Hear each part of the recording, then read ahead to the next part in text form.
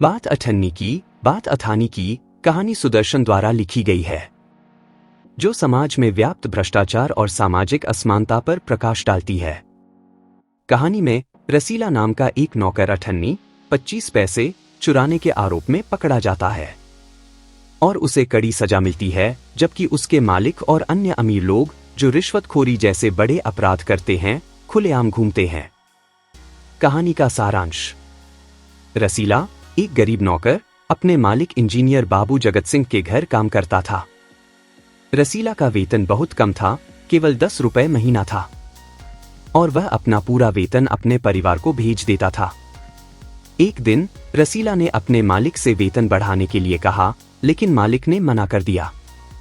एक दिन रसीला को मिठाई के लिए 5 रुपए दिए गए, लेकिन वह 4.50 रुपए की मिठाई लाया और 50 पैसे रमजान को दे दिए।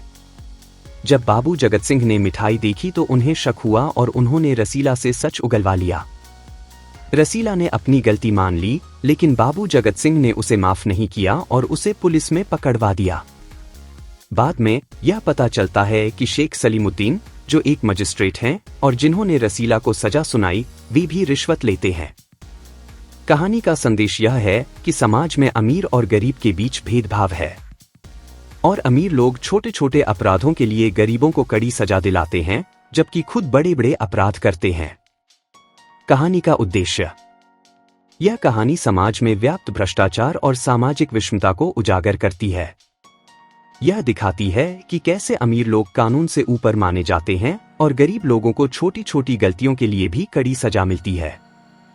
कहानी का उद्देश्य लोगों को यह संदेश देना है कि समाज में समानता होनी चाहिए और सभी के साथ न्याय होना चाहिए। रसीला इंजीनियर बाबू जगत सिंह के यहाँ नौकर था। 10 रुपए वेतन था। गांव में उसके बूढ़े पिता, पत्नी, एक लड़की और 2 लड़के थे। इन सबका भार उसी कंधों पर था।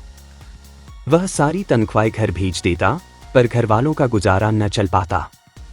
उसने इंजीनियर साहब से वेतन बढ़ाने की बार बार प्रार्थना की, पर वह हर बार यही कहते, अगर तुम्हें कोई ज्यादा दे तो अवश्य चले जाओ, मैं तनख्वाह नहीं बढ़ाऊंगा।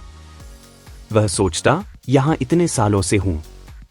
अमीर लोग नौकरों पर विश्वास नहीं करते, पर मुझ पर यहां कभी किसी ने संदेह नहीं किया। यहां से जाओ तो शायद कोई 11-12 दे दे, पर ऐसा आदर न मिलेगा। जिला मजिस्ट्रेट शेख सलीमुद्दीन इंजीनियर बाबू के पड़ोस में रहते थे। उनके चौकीदार मियां रमजान और रसीला में बहुत मैत्री थी। दोनों घंटों साथ बैठते, बातें करते।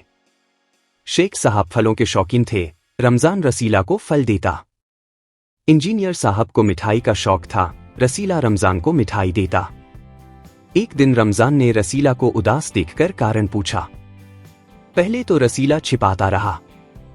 फिर रमजान ने कहा, कोई बात नहीं है तो खाओ सौगंध। रसीला ने रमजान का हठ देखा तो आंखें भर आई। बोला, घर से खत आया है, बच्चे बीमार हैं और रुपया नहीं है, तो मालिक से पेशगी मांग लो। कहते हैं 1 पैसा भी न दूंगा। रमजान ने ठंडी सांस भरी। उसने रसीला को ठहरने का संकेत किया और आप कोठरी में चला गया। थोड़ी देर बाद उसने कुछ रुपए रसीला की हथेली पर रख दिए। रसीला के मुंह से एक शब्द भी न निकला। सोचने लगा, बाबू साहब की मैंने इतनी सेवा की, पर दुख में उन्होंने साथ न दिया। रमजान को देखो गरीब है, परंतु आदमी नहीं, देवता है। ईश्वर उसका भला करे। रसीला के बच्चे स्वस्थ हो गए। उसने रमजान का ऋण चुका दिया। केवल 8 आने बाकी रह गए। रमजान ने कभी भी पैसे न मांग, फिर भो रसीला उसके आगे आंख न उठा पाता। एक दिन की बात है। बाबू जगत सिंह किसी से कमरे में बात कर रहे थे। रसीला ने सुना, इंजीनियर बाबू कह रहे हैं, बस 500। इतनी सी रकम देकर आप मेरा अपमान कर रहे हैं। हुजूर मान जाइए। आप समझें आपने मेरा काम मुफ्त किया है। रसीला समझ गया कि भौतर रिश्वत ली जा रही है। सोचने लगा, रुपया कमाने का यह कितना आसान तरीका है। मैं सारा दिन मजदूरी करता हूं, तब महीने भर बाद 10 रुपए हाथ आते हैं। वह बाहर आया और रमजान को सारी बात सुना दी। रमजान बोला, बस इतनी सौ बात, हमारे शेख साहब तो उनके भी गुरु है। आज भी एक शिकार फंसा है। 1000 से कम तय न होगा। भैया, गुनाह का फल मिलेगा या नहीं यह तो भगवान जाने, पर ऐसी ही कमाई से कोठियों में रहते हैं, और एक हम हैं कि परिश्रम करने पर भी हाथ में कुछ नहीं रहता। रसीला सोचता रहा, मेरे हाथ से सैकड़ों रुपए निकल गए पर धर्म न बिगड़ा। एक एक आना भी उड़ाता तो काफी रकम जुड़ जाती। इतने में इंजीनियर साहब ने उसे आवाज लगाई, रसौली, दौड़कर 5 रुपए की मिठाई ले आ। रसौली ने 4.5 रुपए की मिठाई खरीदी और रमजान को अठन्नी लौटाकर समझा कि कर्ज उतर गया। बाबू जगत सिंह ने मिठाई देखी तो चौंक उठे, यह मिठाई 5 रुपए की है। हुजूर 5 की ही है। रसीला का रंग उड़ गया। बाबू जगत सिंह समझ गए। उन्होंने रसीला से फिर पूछा, रसीला ने फिर वही दोहराया। उन्होंने रसीला के मुंह पर एक तमाचा मारा और कहा, चल मेरे साथ जहां से लाया है। हुजूर, झूठ कहूं तो।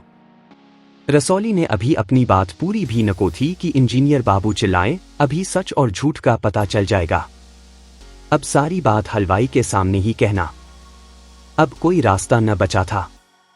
कशा बोला, माई बाप, गलती हो गई, इस बार माफ कर दें।